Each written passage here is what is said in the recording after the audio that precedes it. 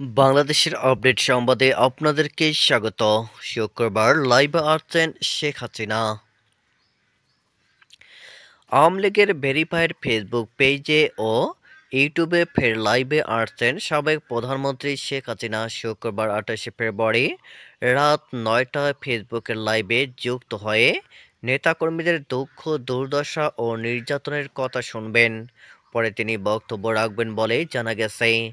বৃহস্পতিবার 27শে ফেব্রুয়ারি আওয়ামী লীগের verified Facebook পেজে এই তথ্য প্রকাশিত হয়েছে। জানা গেছে, দায়মুক্তি শিরোনামের অনুষ্ঠানে জুলাই আগস্টের হত্যাকাণ্ডের শিকার আওয়ামী লীগের নেতা কর্মীদের পরিবার পরিজনের কথা শুনবেন এবং বক্তব্য রাখবেন শেখ হাসিনা। এর আগে গত 5 ফেব্রুয়ারি রাত 9টায় বাংলাদেশের ছাত্র সমাজের উদ্দেশ্যে লাইভে এসে কথা বলেছেন দেশের সাবেক এই প্রধানমন্ত্রী।